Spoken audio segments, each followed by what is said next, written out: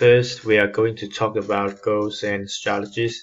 We have 3 portfolios in total, 1 full replication portfolio and 2 active portfolio. Under the full replication portfolio, our goal for the full replication portfolio isn't trying to outperform the market.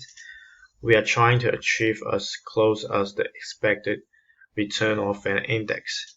We use equity portfolio management strategy to achieve our goal. We also call it index portfolio investing, as we attempt to fully replicate the benchmark index performance, and we will discuss more in the next slides. For the active portfolio 1 and 2, our goal is to outperform the passive benchmark portfolio by adding a superior risk-adjusted return. There are 2 types of strategy. For the fundamental strategy, the top-down approach is used. Firstly, it is designing the assets class allocations, and then we will induce trace allocation decisions, and last we will make individual stocks selection. We also analysis of financial ratios in the benchmark of all the securities in the benchmark under the technical strategy. We use momentum indicator to reflect the all forward chain. For example, in this graph, BHP, we're expecting the 20 days moving average line, and we intercept the 50 days for the below. It mentions bullish signal because of the price may increase. And we are value investors. We focus on the securities below average sales and earning growth rate. It can be low P/E and also P/B ratio, and normally they have higher dividends yield. For the full replication portfolio, the passive equity management attempt to fully replicate the composition and index, which is 2016 benchmark given by teacher.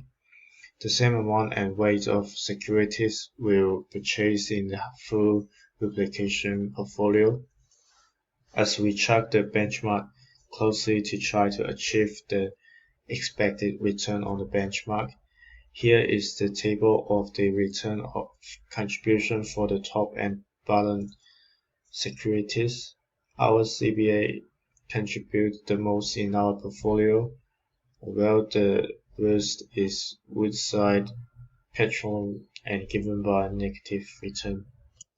As our goal for the passive management is minimize the return for the materiality between the benchmark and portfolio, the total risk for the portfolio and benchmark is same 22.362. The tracking area is also called the active risk because it mentions how closely the portfolio follows the index, and our active risk is 0 in this case. And this 2 graph shows the portfolio returns and the relation to the portfolio index. As we see in the graph, it shows there's no allocation and selection effect. And we are value investor, so we focus on those high return stocks. Firstly, we compare the total return of the active 1 and 2. And in active 1, the total return is 0.337, and which is lower than the active 2's total return 1.993. And both of the active return are positive. It means these 2 portfolio has outperformed to the benchmark.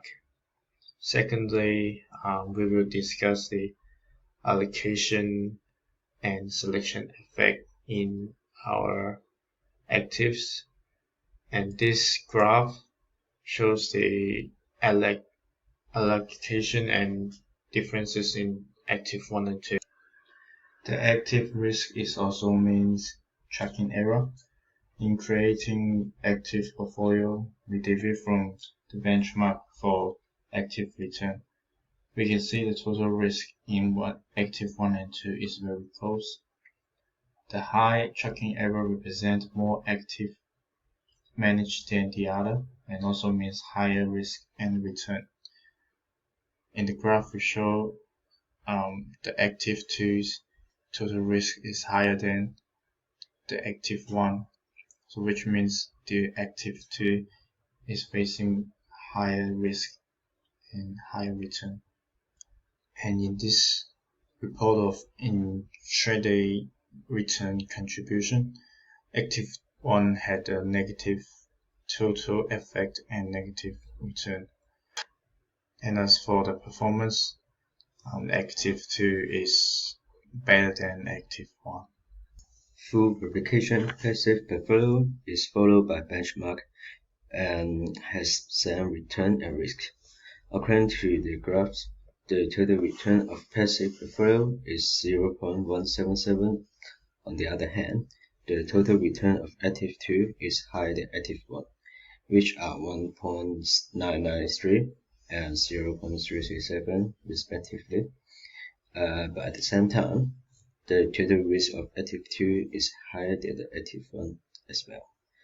The allocation effect and selection effect of active 2 are positive, and both are higher than active 1, and both of them of passive portfolio are 0.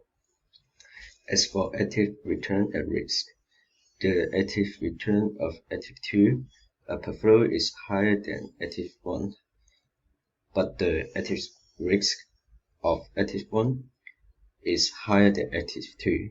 That means active 2 is doing better than active 1.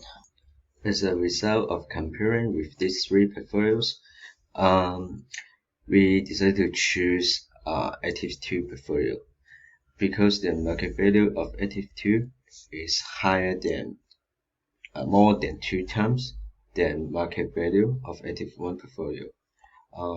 In addition, the active return of active 2 is higher than active 1. But as for the total risk, active 2 portfolio is lower than active 1 portfolio. And that's why we think the active 2 portfolio is a smart choice. And thank you for your watching. And this is our presentation. Thank you.